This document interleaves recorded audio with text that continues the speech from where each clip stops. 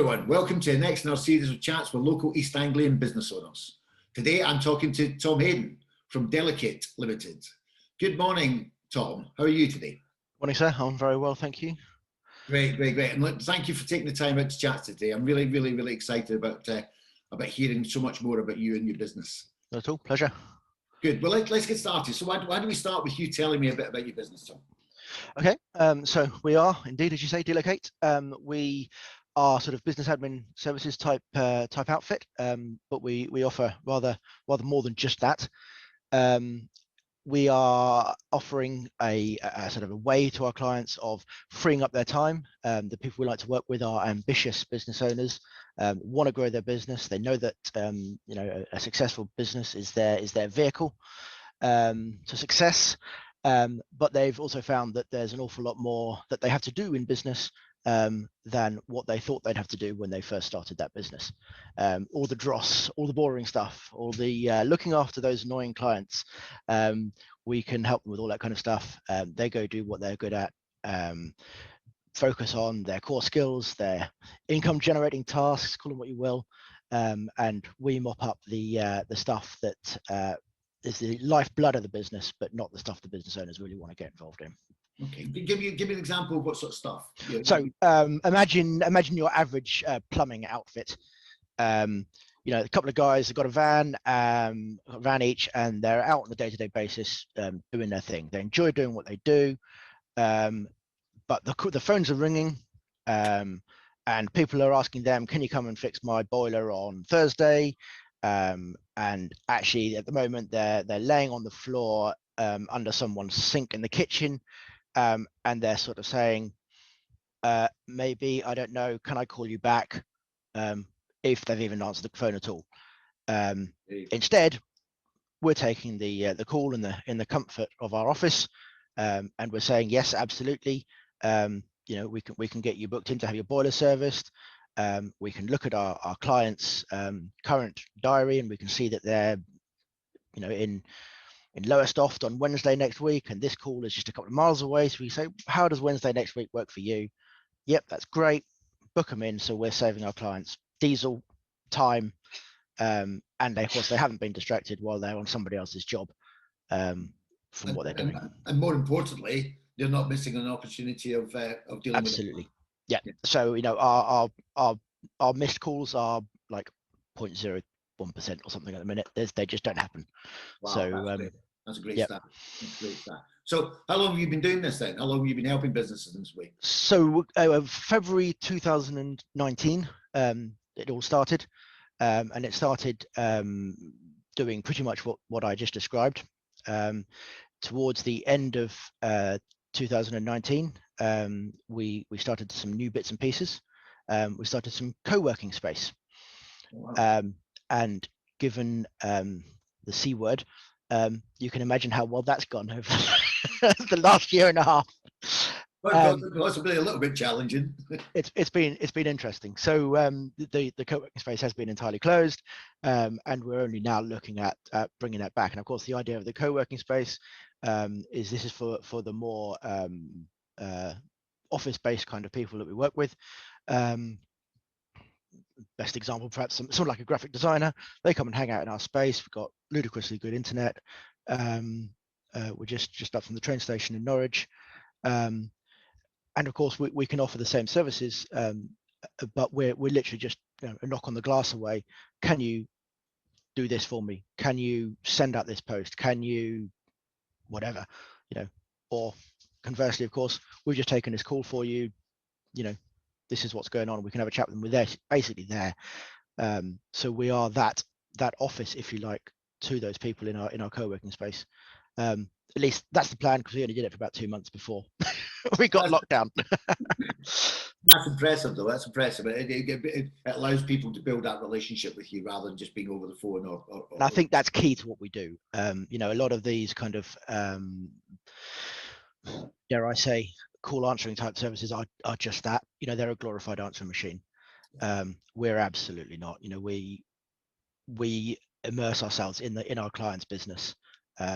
We would expect them to be training us, if you like, and that doesn't take them too long, because we do this day in, day out. But what I mean is that we should be indistinguishable from an actual full-time employee to anybody calling into that company. Obviously we answer the phone in the right way, but also we should know, and we do know, just about any question that is likely to be asked of us. We build ops manuals and so forth for our clients as well. So that's obviously for our use, but equally if they want to use it. In fact, a couple of people that we're working with are looking to franchise. So that becomes very useful for them. They actually end up with a pretty comprehensive, ops manual for their business. And actually, we've got one at the minute which we've now been really embellishing and growing. And that's going off to a solicitor soon to be turned into an official ops manual for a franchise. Fantastic. Well, it's another facet to your business I'm sure people didn't know anything about. So look, the last year has been pretty challenging for most businesses across the world, never mind just the UK. And what sort of changes have you seen in your discipline or your industry, and how has that changed in your business? Yeah, well, I mean, obviously the co-working space is the biggest change, but we can probably kind of gloss over that. The other bits and pieces is interesting from our perspective. Well, we're working from home now. We still have an office we're paying for, like so many others, and in some respects we can't wait to get back. Apart from the fact that as the summer approaches, we know that office gets ridiculously warm. But you need to get those air conditioning coolers in then. Yes, I know. Yeah, the landlord's not too keen. Yeah, so I think the biggest change has got to be this whole home working thing, and whether it's going to stick around. Now, from our perspective, there's a potential upside to this, is that actually if a lot of businesses do away with their offices, I think people are still going to feel that they want some kind of office space now and again. So, from a selfish perspective, kind of hoping it might actually mean that our co-working comes back, with a vengeance. Right. So you see that as a potential platform for you to push the co-working as a real big benefit for businesses. Exactly. Yeah. But on the other side of it, I'm looking at it and thinking, my landlord and I have been sort of discussing is whether we can do some sort of joint venture, because there's got to be a lot of people who have done away with the office now. They've stopped paying their rent. They've officially moved out. They've got everyone working from home. And I think where people are going to struggle is that they're going to realize that actually maintaining the status quo at home is quite easy with an existing team that know each other and that sort of thing. Not too much of an issue. But I think as soon as people start really getting back to work and recruiting again, they're going to find that new people in the business are actually completely out on a limb. They don't know the team. They're not getting involved. And that actually they're going to realize that they need to, if you like, get everybody in the same place at least 1 or 2 days a week, just to get that kind of social cohesion that you need on a team. Yeah. So we're looking at it and wondering whether there's actually an opportunity again to do some sort of office sharing thing. So, company A has an office, Monday, Tuesday, and company B has it Wednesday, Thursday, Friday. Something like that. So that's sort of thing we're looking at the minute. Yeah, that's interesting. So it's almost like a hot desk office. Exactly. So it's a whole office as a hot desk. So obviously it would be our responsibility to clean down and swap over any sort of electronics and networking and all that kind of stuff on that night, if you like. Okay. So if anything, that's one of the positive changes. It's a positive thought change you've had around, what could be. I try and keep it positive. To be honest with you, the negatives, of course, are simply the fact that people have been a little reticent to part with money. But actually, because of what we offer, it actually is people that are kind of overwhelmed anyway. They're kind of like, oh my God, I can't handle all this. Help. So actually, in many respects, we haven't suffered too much. I must confess, So we've been fortunate in that regard. So yeah. I struggle too much to moan about to what we've gone through. There's plenty of people that have had it far worse than us. So Absolutely. Everybody's got their own different level of. Absolutely. Yeah, I mean, you guys in hospitality. How COVID affects them, and absolutely, we should show empathy to all businesses out there, because everybody.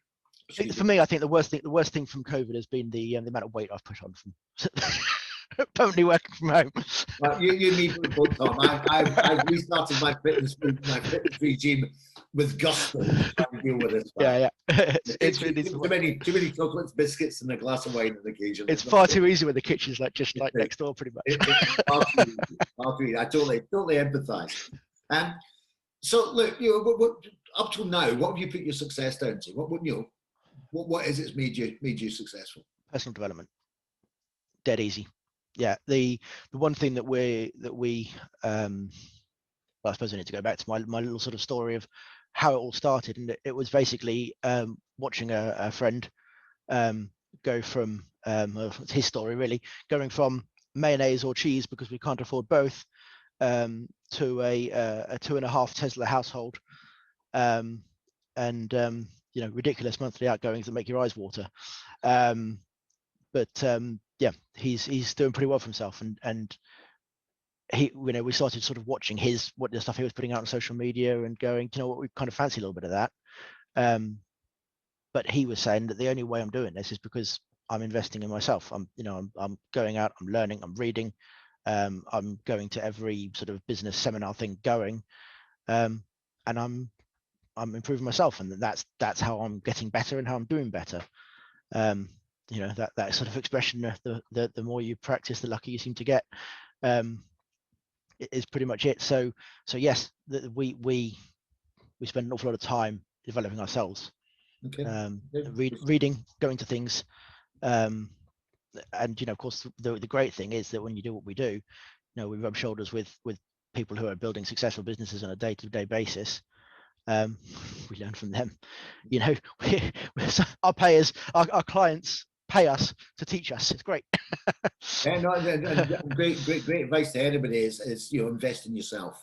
Yeah, that's it. That is the only thing. The only thing really that differentiates the people that really make success, I think, is investing in themselves.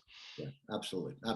So how have you and your business prepared for the reopening of the economy then? Because obviously your lockdown's starting to ease, businesses are starting to go back into their business. So what have you done? Well, we're looking at the co-working space, and thinking, let's get that open again.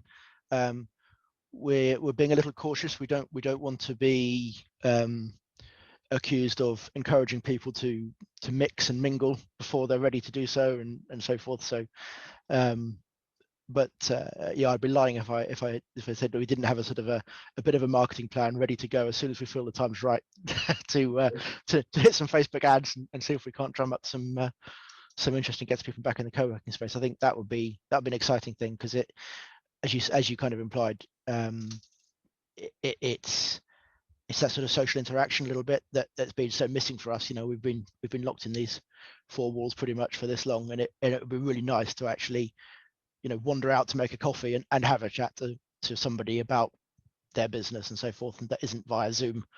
I think that's the thing that we're most looking forward to. But we're still a young business. We only started say February 2019, and in terms of what we want to do, where we want to go, well, we want rapid growth really, and I think we're on the cusp of that now. We're looking to hire in the very near future. We need some help with the sort of amount of work we're doing.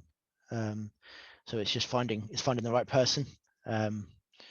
We had an apprentice for a while that good experience. I think apprenticeships are generally speaking quite good. I think the colleges, frankly, let them down to some extent, but yeah. I probably shouldn't go on record saying that, but there you go, I've done it. So we're now looking at actually we imagined that we'd be able to have a number of apprentices, and obviously that'd be good for them and it worked for our business. But I think actually we probably need somebody with a bit more experience than that. So we're looking out for the right person at the moment to help us do our thing, really. So in terms of you getting prepared for the reopening economy, recruitment's one of them. and Yep. obviously getting the co-working, scenario or opportunity back up and Exactly. out in the marketplace. Yep. Okay, good. So in terms of business generally, what opportunities do you think lie out there for businesses, and possibly for your business returning to full operations as well? What sort of opportunities do you think are out there, Tom? Interesting. I think the immediate future is going to see home working to continue, but I think so you say opportunities. I think that's going to be an opportunity for a while. I'm not quite sure what it's going to do to the property market, commercial property market. I think we could start to see in a couple of years some unfavorable side effects of it all. I think we haven't really seen the economic impact of it yet. I mean, the banks are hoovering up all the property at the minute, so it hasn't touched the property price. But sooner or later, I think it's going to start to shift. So from an opportunity perspective, I think what will happen is people will come out of property, out of offices. A few years down the line, they'll go straight back in again. I do a lot of online stuff. I like online stuff. I used to be in BNI and used to enjoy the morning meetings and so forth. Not perhaps the hour of them, but the meetings themselves were good. Actually, I was a bit of a convert to the Zoom version. But I think people are going to realize quite quickly that actually, we are social creatures, and doing it over video link doesn't cut it. Yeah, I think that's a fair observation. Do you think it'll end up with being a hybrid? Yeah, I think so. Face-to-face and Zoom rather than one or other. Yeah. So like I said earlier, I imagine, so in terms of opportunities, those that are in property and staying in property, I think there's going to be a product, I think, out there for sort of a hybrid solution, office sharing, that kind of thing. The hospitality in the sector are going to bounce back pretty quickly now. I think those that survived ought to do quite well. Yeah, I think you're right. I think there's an element of cabin fever out there, and people are going to go into hospitality quite hard for sure. And I think pent up demand almost as well. People are desperate to get back down the pub. Yeah. I told you, I promised I'd work the pub into it. It'll be interesting to see whether the government do a similar support scheme like they did previously to try and get the midweek hospitality to moving as well once they open up. Yeah.